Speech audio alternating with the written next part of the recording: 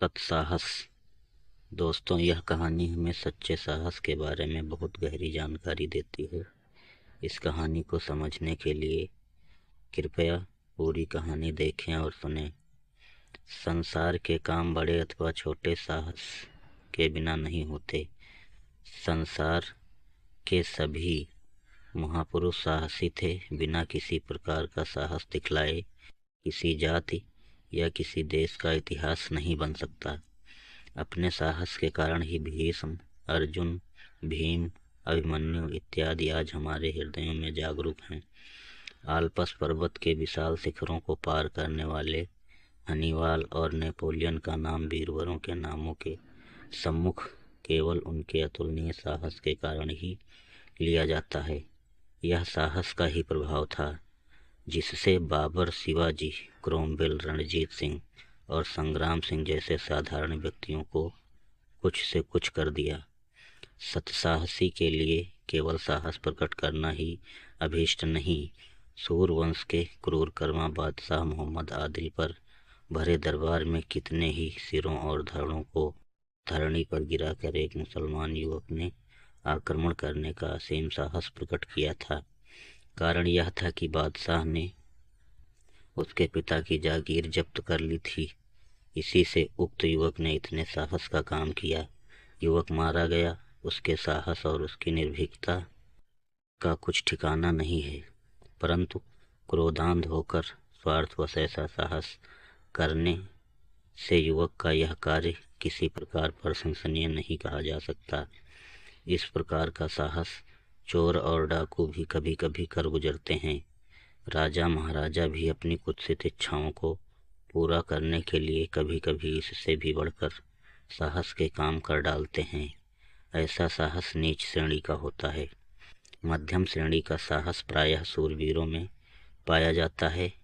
वह उनके उच्च विचार और निर्भीकता को भली भांति प्रकट करता है। इस प्रकार के साहस वाले मनुष्यों में बेपरवाही और स्वार्थहीनता की कमी नहीं होती, परंतु उनमें ज्ञान की कमी अवश्य पाई जाती है। अकबर बादशाह के निकट दो राजपूत नौकरी के लिए आए। अकबर ने उनसे पूछा कि तुम क्या करते हो? वह बोले, जहाँ पनाह करके दिखाएं या केवल कहकर। बादशाह ने करके दिखलाने की आज्ञा दी। राजपूतों ने घोड़ों पर सवार होकर अपने बर्छे संभाले और अकबर के सामने ही एक दूसरे पर वार करने लगे। थोड़ी देर बाद वो एक दूसरे पर बेतरह टूट पड़े। बादशाह के देखते ही देखते दोनों घोड़ों से नीचे आ गिरे और मरकर ठंडे हो गए। इस प्रकार का साहस निसंदेह प्रशंसनीय है, परंतु ज्ञान की आभा की कमी के कारण निस्तेज सा प्रतीत होता है। सर्वोच्च श्रेणी के साहस के लिए हाथ पैर की बलिष्ठता आवश्यक नहीं है। धन, मान इत्यादि का होना भी आवश्यक नहीं। जिन गुणों का होना जरूरी है वे हैं हृदय की पवित्रता तथा उदारता और चरित्र की मजबूती। ऐसे गुणों की प्रेरणा से उत्पन्न हुआ साहस तब तक पूर्णतया प्रशंसनीय नहीं कहा जा सकता जब तक उसमें एक और गुण विद्यमान न हो। इस गुण का नाम है कर्तव्य परायणता। कर्तव्य का विचार प्रत्येक साहसी मनुष्य में होना चाहिए।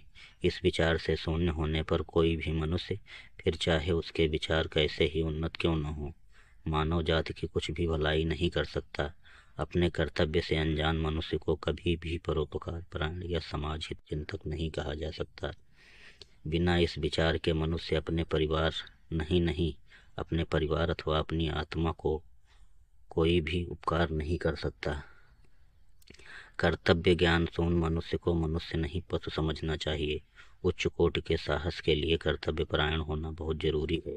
कर्तव्य परायण मनुष्य के हृदय में यह बात अवश्य होनी चाहिए कि जो कुछ मैंने किया वह केवल अपना कर्तव्य किया।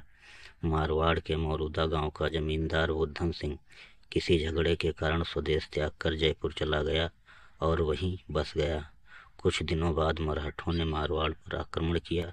यद्यपि बुद्धन मारवाड़ को बिल्कुल त्याग चुका था, तथापि शत्रुओं के आक्रमण का समाचार पाकर और मातृभूमि को संकट में पड़ा हुआ जानकर उसका रक्त उबल पड़ा।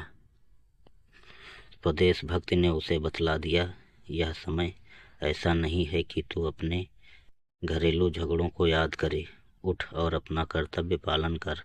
इस विचार ने उसे इतना मतवाला कर दिया कि वह अपने 150 साथियों के साथ बिना किसी से पूछे जयपुर से शीघ्र चल पड़ा।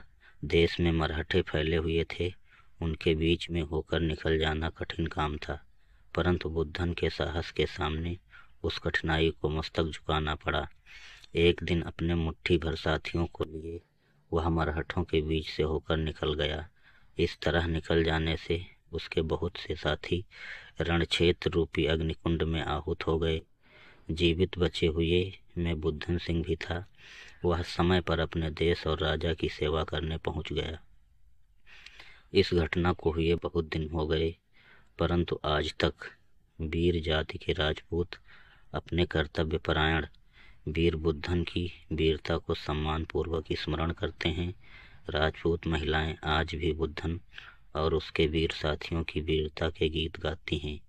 मौरूदा में आज भी एक स्तंभ उन वीरों की यादगार में खड़ा हुआ इतिहास वेत्ताओं के हृदय को उत्साहित करता है। इन गुणों के अतिरिक्त सत्साहसी के लिए स्वार्थ त्याग भी परम आवश्यक है। इस संसार में हजारों ऐसे काम हुए हैं जिनको लोग बड़े उत्साह के साथ कहते और सुनते हैं। उन कामों को वे बहुत अच्छा समझते हैं और उनके करने वालों को सराहते हैं, परंतु उन कामों में वे थोड़े से ही ऐसे हैं जो स्वार्थ से खाली हैं।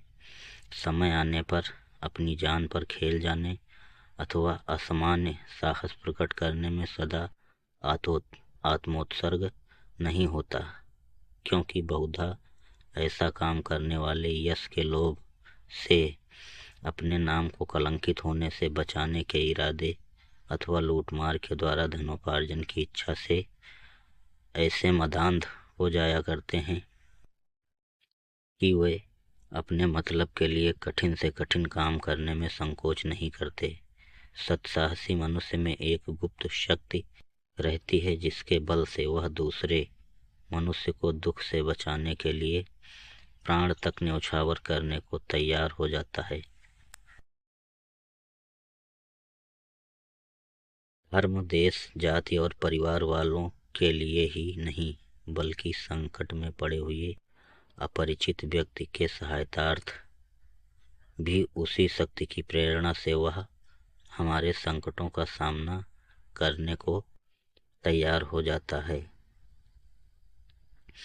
अपने प्राणों की वह लेस मात्र भी परवाह नहीं करता। हर प्रकार के कष्टों को खुशीपूर्वक सहता हुआ स्वार्थ के विचारों को वह अपने पास भटकने तक नहीं देता। सत्साहस के लिए राह देखने की आवश्यकता नहीं है, क्योंकि सत्साहस दिखाने का अवसर प्रत्येक मनुष्य के जीवन में पल पल आया करता है।